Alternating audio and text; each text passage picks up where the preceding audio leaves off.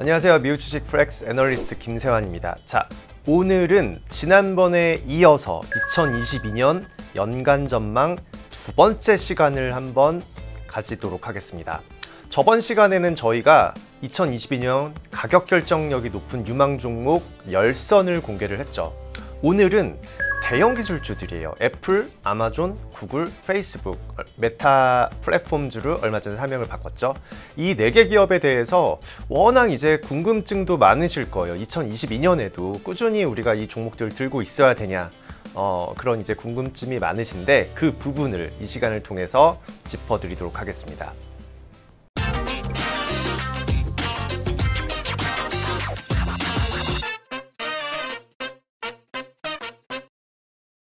네, 우선 결론부터 간단히 말씀을 드리면 애플, 아마존, 페이스북, 구글 등 대형 기술주는 초과 성장하고 각종 규제의 벽에 부딪히고 있죠. 하지만 저희는 높은 현금 흐름을 이용해서 쉽게 얘기하면 돈 써서 지금 현재 이익을 지지하고 있고 주가 상승을 이어가고 있습니다. 이런 기업들이 어떻게 돈을 써서 지금 현재 주가를 이렇게 서포트를 할 수 있는지 한번 알아볼게요. 자, 일단 돈을 쓰려면 돈을 많이 모아야겠죠. 대형 기술주들은 B2C 플랫폼, 온라인 플랫폼을 통해서 글로벌 시장에서 24시간 돈을 수금하고 있는 사업 모델로 막대한 돈을 손에 쥐고 있습니다. 이렇게 쉬지 않고 돈이 들어오는 구조를 가지고 있기 때문에 당연히 돈이 많이 들어오니까 기업 규모도 커지고 있죠. 애플의 시가총액이 2.4조 달러를 넘어섰어요. 그 규모가 어느 정도냐면 이 애플의 시가총액은 이탈리아, 브라질, 캐나다, 러시아, 한국의 국가의 GDP를 넘어서는 수준입니다. 넷플릭스는 또 어떤가요? 넷플릭스의 가입자도 2억 명을 찍었죠, 이미. 방글라데시나 러시아, 멕시코, 일본의 인구수를 이미 넘어선 수준입니다. 이렇게 거의 국가와 맞먹는 이 대형 기술주들이 돈을 많이 벌어들이고 있는데 이 기업들의 가장 큰 걱정은 뭘까요?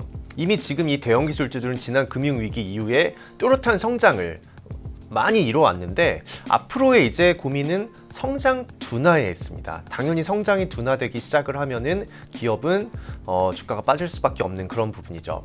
이를 막아내기 위해서 선택한 옵션이 주주환원이에요. 특히 자사주 매입은 즉각적으로 주당 순이익을 올려서 주가 상승으로 이어집니다. 아마 이 투자에 대한 이 기업들에 대해서 이제 투자 포인트를 뭐 메타로 간다 뭐 이런 것도 많이 이제 보시긴 하시지만 자사주 매입을 그렇게 크게 주가 상승과 연관지어서 분석하시는 이제 투자자분들은 많지는 않은 것 같아요. 그래서 오늘 이 시간에는 이 자사주 매입이 이 기업들에 주는 효과, 성장에 주는 효과에 대해서 확실하게 한번 말씀을 드릴게요. 자, 전문 경영인의 성과 보수는 주가와도 연동되어 있습니다. 미국의 경우는요. 그래서 만약에 제가 CEO라도 그러진 않겠지만 돈을 벌면 투자를 할지 아니면 주주환원을 할지 자사주 매입을 할지 고민을 하게 되는데 투자를 할 경우에는 뭐 몇 년간의 이제 투자 준비 기간과 이런 게 필요하겠죠. 하지만 자사주 매입은 바로 가장 효과가 즉각적으로 나타나는 자사주 매입을 조금 더 선호를 하고 있습니다. 물론 이제 투자할 거 다 하고 그리고 연구개발할 거 다 하고 그 외의 돈을 충분히 자사주 매입에 쓰고 있는 건데요. 주주 입장에서도 자사주 매입은 세금을 내지 않잖아요. 배당 같은 경우는 세금을 내야 하지만 그래서 자사주 매입을 조금 더 선호하는 경향도 있습니다. 자, 자사주 매입이 뭐냐? 이 자사주 매입이란 기업이 쉽게 얘기해서 자기 주식을 사들이는 것을 얘기를 해요. 시장에 깔려있는 주식들을 사들인다. 그럼 이 주식 수가 전체 이제 시장에 깔려있는 이 기업들이 자사주 매입을 통해서 주식을 사들이잖아요. 그리고 그 사들인 주식 수만큼 뭐 다는 아니겠지만 우리나라와 한국은 차이가 많이 나지만 소각을 합니다. 그렇게 되면 시중에 주식 수가 소각이 돼버리는 거예요. 그러면 전체 주식 수가 줄어들기 때문에 순이익이 한 주당 받는 순이익이 늘어나는 효과가 나타나게 됩니다. 자, 2022년 기준 애플과 마이크로소프트, 알파벳, 페이스북의 4개 기업의 자사주 매입 규모는 S&P 전체 자사주 매입의 25% 수준이에요. 4분의 1을 지금 이 4개 기업이 자사주 매입을 하고 있습니다. 2019년 대비 10%포인트 증가했어요. 애플이 자사주 매입을 시작한 2013년 이전에는 마이크로소프트가 전체의 3.1% 정도 비중으로 이 중에서는 유일하게 자사주 매입을 시행하는 기업이었습니다. 차트 하나 보고 넘어갈게요. 잉여현금 흐름 차트를 보시면은 애플과 마이크로소프트, 구글, 페이스북은 모두 높은 잉여현금 흐름을 유지하고 있어 현금이 많아요. 지속적인 자사주 매입에 저희는 큰 무리가 없을 것으로 판단을 합니다. 자, 그럼 대형 기술주들의 자사주 매입은 언제부터 나타나기 시작을 했을까요? 가장 먼저 아까 애플이라고 말씀드렸죠.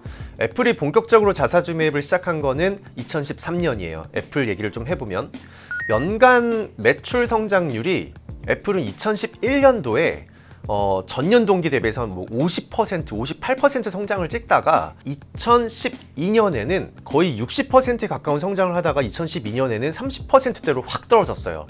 그리고 2013년에는 성장률이 9%대로 하락을 하기 시작을 했습니다. 이제 아이폰이 처음에는 이제 혁신이다라고 얘기를 했지만 아이폰 뭐 3G, 4, 5 이렇게 계속 나오다 보니까 사람들은 아이폰으로 교체하는 그 시기도 조금 길어지기 시작을 했죠. 이 같은 기간에 아이폰 매출은 2011년에서 연간 성장률이 81%를 찍다가 2012년에는 50%, 2013년에는 13% 성장률 수준으로 하락을 했습니다. 매출은 꾸준히 증가하고 있어요. 이게 저희가 여기서 말씀드리는 퍼센트는 성장률이에요. 전년 대비해서 몇 퍼센트씩 늘어나고 있냐. 근데 매출은 당연히 성장률이 조금이라도 늘어나면 늘어나겠죠. 매출은 늘어나지만 스마트폰 교체 수요가 감소하고 교체 주기가 길어지면서 아이폰에만 매달리던 매출 구조가 이제 애플은 변하기 시작을 합니다. 그래서 애플이 이제 이때부터 선택한 게 성장 둔화를 상쇄하기 시작하기 위해서 자사주 매입을 대규모로 강행을 하기 시작을 했어요. 그렇기 때문에 그 시기부터 성장 둔화로 인해 주주에게 가장 중요한 자기자본 이익률 ROE가 하락을 하고 있다가 이 자사주 매입으로 다시 조금씩 상승하기 시작을 했습니다.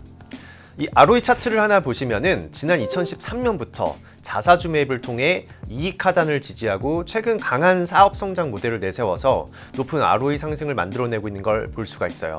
차트는 위아래 제가 이렇게 차트를 두 개를 붙여놨는데 연도를 맞춰놨기 때문에 아래 부분은 주주 환원율 그리고 위에는 ROE 이렇게 보시면 됩니다. 자, 자사주 매입으로 이익 하단을 지지하면서 시간을 벌고 있던 애플은 과감한 비즈니스 모델 확장에 나섰습니다. 애플 워치라든지 액세서리 이런 웨어러블 개발에 힘쓰기 시작을 했고 애플 TV나 신용카드, 뉴스, 아케이드 등 다양한 서비스를 확대를 하면서 어떻게 보면 이제 성장이 둔화됐어요. 그래서 자사주 매입을 돈 써서 계속 그 성장률을 지탱을 하다가 그러면서 돈만 쓴 게 아니죠. 계속 뭔가 이런 새로운 사업 부분을 투자를 해서 확장을 해놨습니다. 그래서 그게 결국에는 지금 시너지를 일으키고 있죠. 거대 아이폰 플랫폼 생태계를 이용해서 새로운 사업 확장에 지금 나섰고요. 애플 워치는 성공적인 결과를 낳고 있어요. 2014년에는 7억 달러 정도로 전체 매출의 애플 워치는 0.4% 정도밖에 안 됐는데 2020년에는 158억 달러로 전체 매출이 5.3%까지 확대됐습니다. 6년 연평균 복합 성장률 애플 워치는 69% 정도 연평균 성장을 하고 있고요. 그리고 애플이 지금 굉장히 중요하게 보고 있는 서비스 매출은 2013년에는 166억 달러에서 2020년에는 573억 달러까지 성장을 했어요. 전체 매출의 19% 수준으로 늘어났고 연평균 성장률은 19% 정도를 차지하고 있습니다. 자, 그림을 보면 애플의 제품 및 서비스 연간 성장률 추이예요. 성장률이에요. 보면은 아이폰하고 아이패드 성장률이 눈으로 보셔도 2011년부터 쭉 성장률이 감소하고 있는 것을 확인이 가능하죠. 이때부터 이제 자사주 매입을 해가면서 계속 이익 하단을 유지를 했어요. 그리고 그러면서 병행을 한 거죠. 투자를 웨어러블이라든지 서비스 부분 그리고 이런 부분 쪽에 투자를 계속하면서 성장세가 나타나기 시작을 했고 그래프 끝부분 보면 성장률이 이 부분에서 슉 올라오기 시작한 걸 볼 수가 있습니다. 잉여현금 흐름 차트를 봐도 잉여현금 흐름은 꾸준히 우상향하고 있어요. 그래서 여전히 자사주 매입하는데 그렇게 큰 부담은 없는 수준입니다. 그래서 정리를 하면 성장 둔화가 나타났어요. 돈 써서 일단은 이 이익률을 서포트를 하고 있고 자사주 매입, 주주한테 돈을 쓰는 거죠. 자사주 매입을 해서 이익을 서포트를 하고 있고 그 기간 동안 성장이 둔화됐던 동안 아이폰의 주력 사업에서 새로운 사업 쪽으로 전환을 했습니다. 그래서 그쪽 투자를 계속으로 해서 지금은 그 새로운 부분에서 성장률이 나오면서 시너지가 나타나고 있죠. 자, 알파벳이에요. 두 번째 종목은. 이 구글도 마찬가지로 광고 사업 부문에서 경쟁자가 많아지고 성장이 둔화되기 시작하자 자사주 매입을 개시해서 자기자본이익률과 주가를 지탱하면서 시간을 벌고 고마진 사업 부문으로 투자를 강행하면서 강한 자기자본이익률 ROE 상승을 이끌고 있습니다. 알파벳의 12개월 선행 자기자본이익률은 2020년 이후 강한 상승세를 지금 현재 나타내고 있는 걸 차트를 통해서 볼 수가 있고요. 저는 이제 좀 구글이라는 단어가 좀 더 익숙해서 알파벳보다는 지금 메타 플랫폼즈도 페이스북이 익숙하듯이 그래서 가끔 구글로 말씀드리는 걸 좀 양해를 부탁드립니다. 자, 구글은 지난 2020년에만 311억 달러의 자사주 매입을 진행을 했습니다. 2021년 1, 2분기 동안 2개 분기 동안 242억 달러, 전년 동기 대비해서는 자사주 매입을 60% 정도 상향했어요. 더 추가로 시행을 했죠. 구글의 강한 이 주주 환원은 ROE 상단을 지금 높이는 그런 역할을 하고 있습니다. 차트를 보시면 지난 2016년부터 자사주 매입을 개시를 했고 2017년에는 이제 성장이 조금씩 둔화되면서 ROE가 빠지기 시작을 했죠. 이때부터 본격적인 자사주 매입을 시작을 하면서 ROE를 일정 수준에서 이제 고정을 시켜놨습니다. 그러면서 고마진 비즈니스 영역을 확대, 그리고 이 자사주 매입을 하던 부분과 시너지를 만들어서 ROE가 이렇게 다시 성장이 나타나고 있는 걸 눈으로 확인할 수가 있어요. 알파벳의 온라인 광고와 클라우드와 같은 매출 마진이 높은 사업을 주력 사업으로 또 삼고 있어서 시장 영향력이 커질수록 이익은 극대화되는 그런 구조를 가지고 있는 점도 장점입니다. 주요 사업은 모두 40%대로 높은 성장세를 이어가고 있어요. 2021년 3분기 기준 알파벳의 광고 사업 부문은 전체 매출의 82%로 전년 동기 대비해서는 43% 성장했고요. 구글 클라우드도 전년 대비 45% 증가하면서 전체 매출의 8%를 차지했습니다. 자, 그림 보시면 알파벳 제품 및 서비스 연간 성장률이에요. 이 추이를 보면 매출 성장 둔화가 나타난 2018년부터 자사주 매입을 늘려서 이익 하단을 지지하고 구글 클라우드의 사업에 지속적인 투자를 통해서 성장을 이끌어내고 있는 걸 그림을 통해서도 볼 수가 있고요. 자, 그림 하나 더 볼게요. 알파벳의 잉여연금 흐름인데 이 차트를 보면 강하게 증가하고 있는 추세죠. 지속적인 투자와 자사주 매입은 이 잉여연금 흐름만 보더라도 충분히 감내할 수 있는 이어질 것으로 저희는 기대를 하고 있습니다. 그 다음에는 페이스북이에요. 메타 플랫폼주로 사명을 변경을 했죠. 이 페이스북은 이 상당 부분의 성장을 주주 환원에 의지하고 있는 걸 차트를 통해서도 볼 수가 있는데요. 페이스북은 2017년부터 적극적인 자사주 매입을 통해서 자기자본이익률을 지금 현재 지지하고 있습니다. 페이스북의 매출 성장률은 2017년부터 하락을 하기 시작을 했어요. 광고 매출과 유저당 평균 매출도 2016년을 정점으로 줄어들기 시작한 걸 제가 이제 자료에도 넣어놨고요. 자, 이때부터 페이스북은 본격적인 자사주 매입을 통해서 이익 하단을 고정을 하기 시작을 했습니다. 그리고 메타버스나 페이스북 샵 등 새로운 먹거리를 찾아 나서면서 최근에는 다시 성장을 이끌어내려는 그런 이제 움직임이 보이고요. 애플처럼 자사주 매입이 시간을 벌고 있는 동안 새로운 이익 성장을 만들어낸 사업을 확대하고 있는 거죠. 자, 그림을 보시면 ROE와 총 주주 환원율 차트예요. 2017년부터 자사주 매입을 개시해서 자기자본이익률 하단을 지탱을 하고 있고 이후에 페이스북 샵, 메타버스 등 신성장 사업을 확대를 하고 있습니다. 그림을 하나 더 보시면은 페이스북의 제품 및 서비스 연간 성장률 추이예요. 이걸 보면 2016년에 정점을 찍었던 걸 눈으로도 확 볼 수가 있죠. 성장률 훅 내려옵니다. 그리고 2017년부터 바로 자사주 매입 개시를 했고요. 이익 하단을 고정을 해놓은 것도 한 번 더 확인을 할 수가 있죠. 자, 그림을 또 하나 더 보면 페이스북의 잉여연금 흐름인데 꾸준히 증가하고 있어요. 투자와 주주 환원을 여전히 기대할 수 있을 만한 그런 잉여연금 흐름이 페이스북, 메타 플랫폼스는 가지고 있다. 이렇게 정리를 할 수가 있습니다. 아마존은 마지막 종목이네요. 유일하게 자사주 매입을 하지 않으면서도 성장이 나타나고 있는 여전히 사업 모델이 성장기에 있는 기업이에요. 하지만 최근에는 이제 임금 상승, 그리고 인력난, 인플레이션, 공급 부족, 그리고 코로나19가 위드 코로나로 넘어가면서 야외 활동 증가나 이런 부분으로 인해서 기존에 입었던 언택트 수요가 조금 사라진다, 이런 또 리스크 때문에 2분기에 주가가 좀 빠지긴 했었죠. 이런 리스크 요인이 이제 단기적으로 조금 있는 시점에서 과연 아마존이 성장이 꺾이는 게 눈에 보이면 자사주 매입 카드를 꺼낼지가 굉장히 저희는 궁금한 포인트로 남아 있습니다. 아마존은 대형 기술주 사이에서 유일하게 주주환원 없이 자기자본이익률을 증가시키고 주가를 상승하고 있는 성장형 기업이에요. 그렇기 때문에 벌어들이고 있는 현금 흐름 여유가 있습니다. 그 여유를 연구개발과 자본 지출에 더 많은 비중을 사용할 수 있는 여유가 있는 거죠.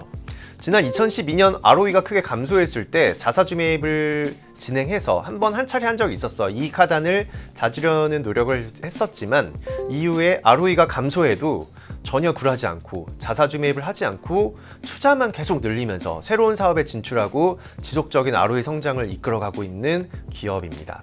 그림을 보시면 아마존은 이 연구개발비 캐펙스 자본 지출 투자 추이를 좀 보여드려야 될 것 같아요. 보시면 투자에 돈을 아끼지 않습니다. 꾸준히 계속 증가하고 있는 것을 확인을 할 수가 있어요. 아마존 그림 하나 더 볼까요? 잉여연금 흐름도 2021년에 한시적으로 감소할 것으로 예상을 하지만 코로나19 때문에 일시적 비용 들어갔다, 직원들 임금 올리고 이런 뉴스가 나왔었죠. 그래서 그런 부분을 위해서 조금 비용 측면이 있었기 때문에 감소했었지만 2022년부터는 다시 회복세를 나타낼 것으로 저희는 기대를 하고 있습니다.